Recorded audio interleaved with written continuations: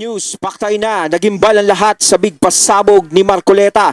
Nilabas na tamba, tembog dito.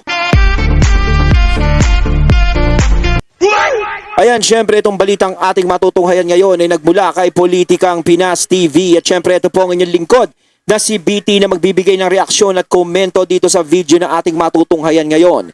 At huwag na natin pagtagalin at sabay-sabay na nating panoorin ang laman ng video na hatid sa atin ni Politikang Pinas TV at bibigyan natin ng reaksyon ang balitang ito.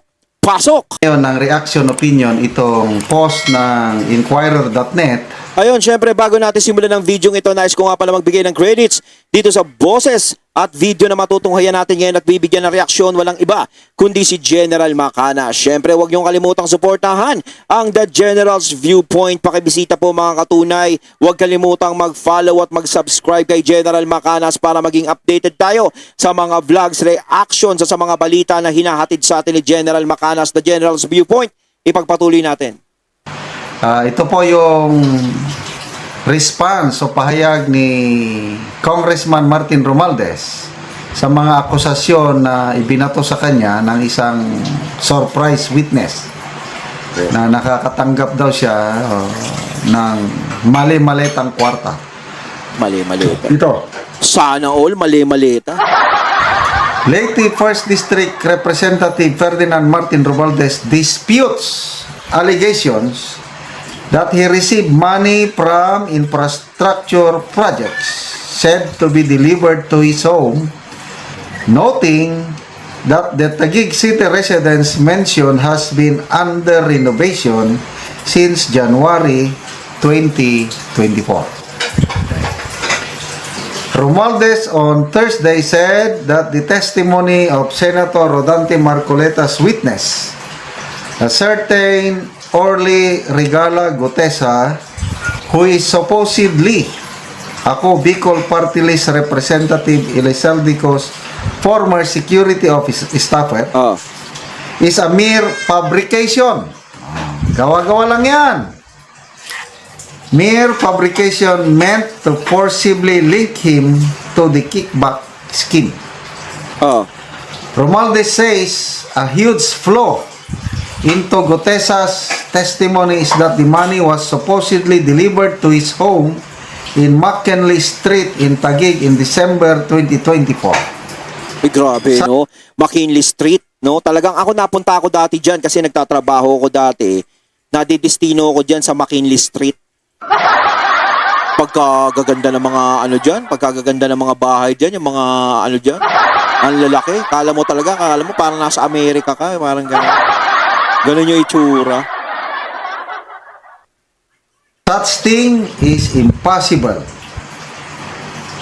Romualdez said because the home has been under rehabilitation since January 2024. The so-called testimony of Senator Marcoleta's witness is an outright and complete fabrication, nothing more than a desperate attempt to link me to the supposed kickbacks where none exist. Pilit na pilit.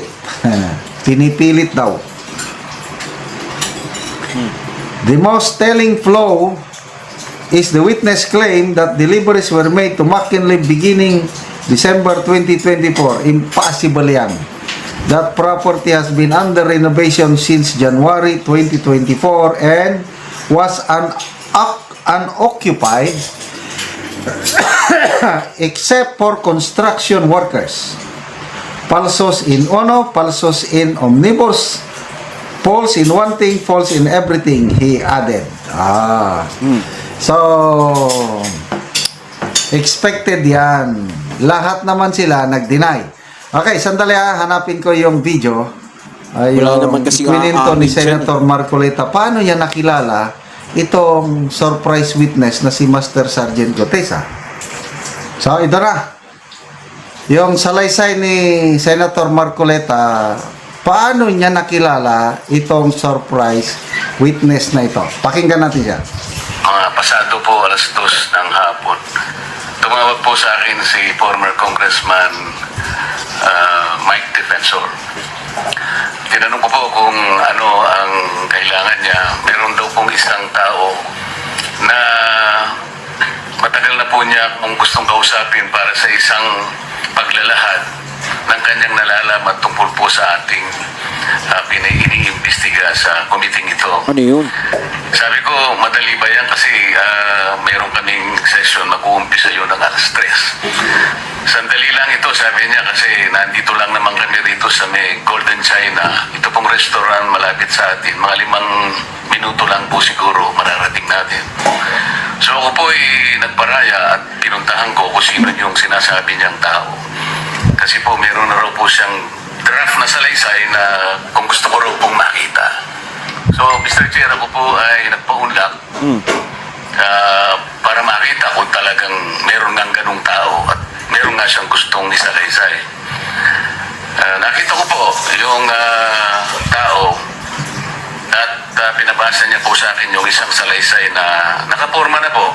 Binasa ko po. Yung pong salaysay na yun ay nagsasabi ng kanyang pagkalungkot at siguro pagkabahala, sabi niya, na bakit nangyayari sa ating bansa ito. At nalulungkot siya, Mr. Chair, sapagkat meron siyang partisipasyon doon eh. At nung nakita ko ang kabuuan ng kanyang salaysay, meron po siyang personal na kaalaman para ikonekta si Representative Saldico kay former Speaker Martin Romualdez. Sabi ko, hindi ako pwedeng magtagal, nabasa ko na ito, hahabol ako sa aming session alas 3. Pero kung talagang ikaw ay voluntary mong gustong gawin yan sang-ayon sa iyong nilalahad dito, di sige, i-finalize mo yan. At gusto ko, ipanotary mo sapagkat hindi po pwedeng hindi notaryado yan. At kung buo ang loob mo at talagang yan ay matagal mo nang iniisip, pumunta ka ako bukas ng umaga sapagkat mayroon kaming pagdinig. Mr. Chair, nandito po yung tao. Yan. Kaya na? Ako po yung ilang piraso ng kanyang sinumpaang salaysay.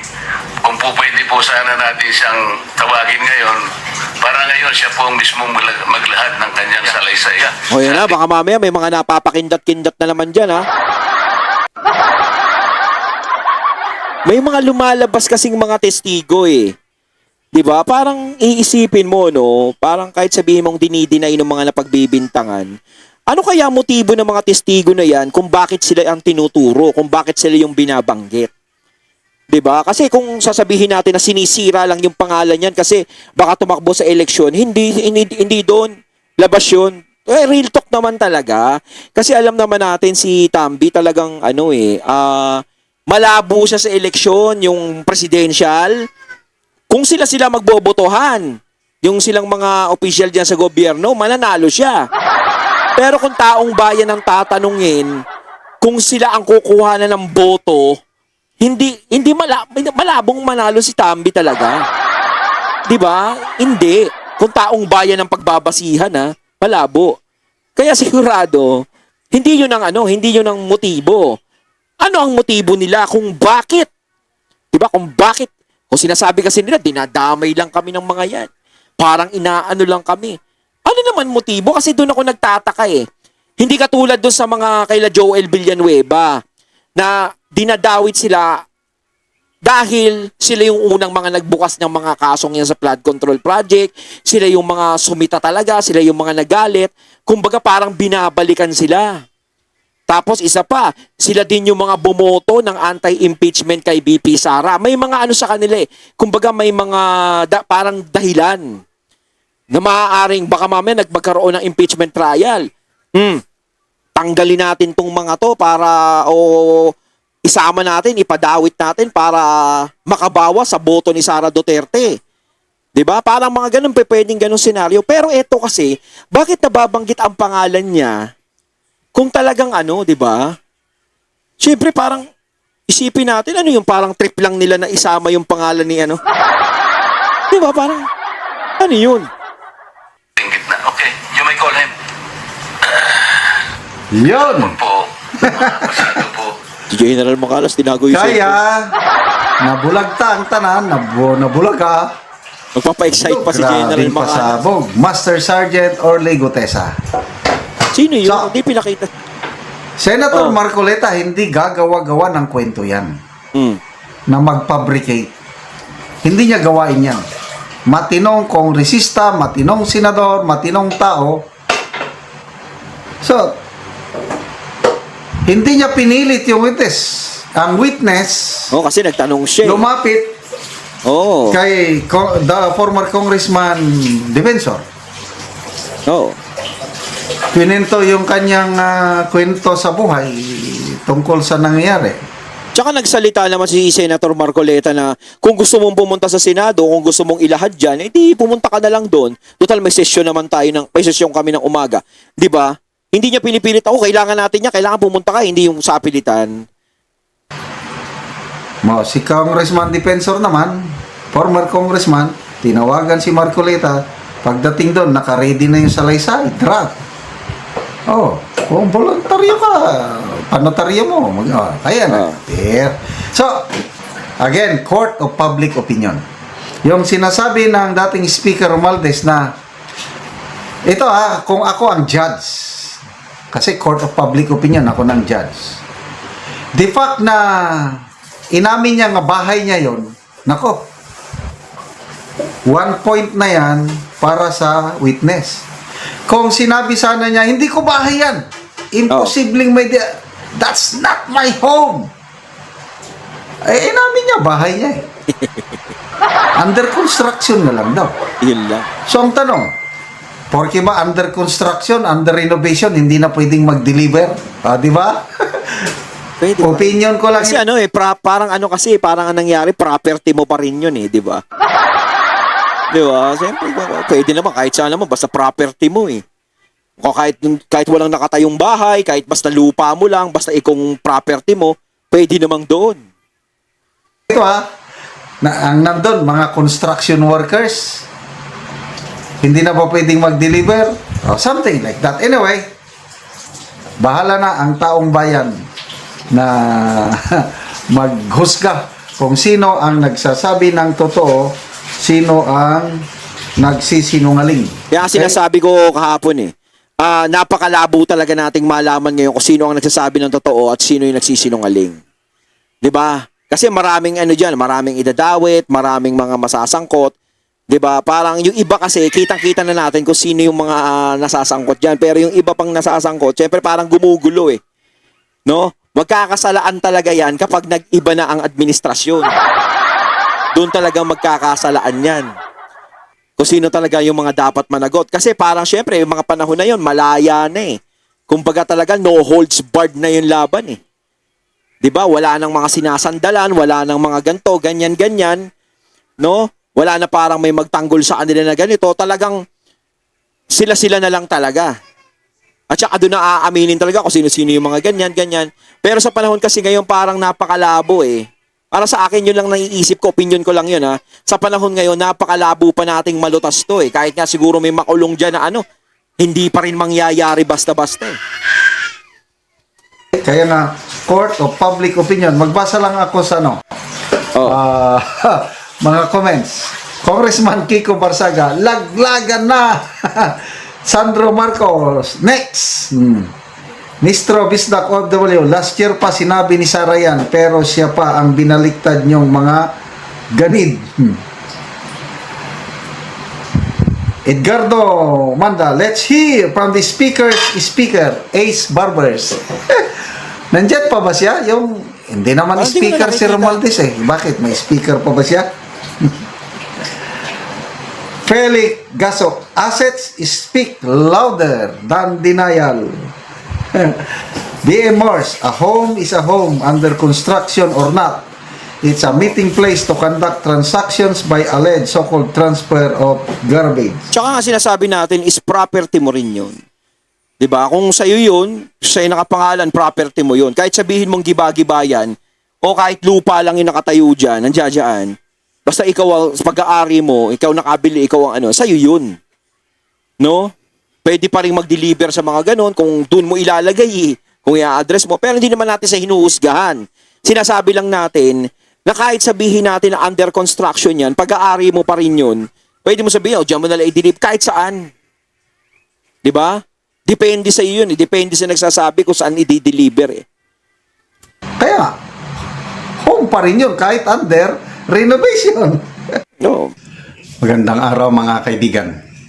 Bigyan natin ngayon ng opinion, reaction, itong post ng Batas PH. Tungkol ito sa pahayag ng notary lawyer na nag-notarize sa affidavit ni Master Sergeant Orly Gutisa sa Senate hearing kahapon. Title, Falsified and Unauthorized. Notary Public Attorney Peche Rose Espera has denied notarizing the affidavit of Orly Regala Gutesa, former Marine and bodyguard of Representative Saldico, who testified before the Senate Blue Ribbon Committee on Thursday. Ito ang pahayag ng abogada. The use of my name and notarial commission in connection with the said document is spurious, fraudulent, and injurious to my reputation as a member of the bar and a commissioned notary public. Gutesa told the committee that he had personally delivered luggage containing cash to former House Speaker Martin Romualdez as often as 3 times a week. Okay. So, lumalabas na sa ibabaw, kung paniwalaan mo itong sinabi ng notary public, peke. Peke yung credibility ni Master Sergeant Gutisa questionable na. Pati na rin si Senator Marcoleta questionable na. Okay? So ito, ini-expect ko na ito na mayroong counter.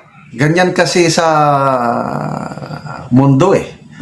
May action, may counter action. Parang ano yan eh. Parang pinasisinungalingan nila. Parang, sabihin, parang ganito. Diba? Na, panisipin hindi totoo yung ano niyan. Ganyan. Siyempre, kumbaga, kung may paraan, diba? Kung gusto mo talaga, may paraan eh. Siyempre, lalong-lalo na, alam naman natin, kung ikaw masasangkot sa ganyan, lalong-lalo na kung mayroong mga ganyan na mga talagang gagawin mo lahat para hindi ka mabulilyaso, para hindi ka maano. 'Di ba? Ganyan naman sa korte naman, 'di ba? Yung mga testigo minsan binabayaran nila. Yung mga ganyan, totoo 'yan. 'Di ba? Hindi ko naman sinasabing binayaran nila yung ano.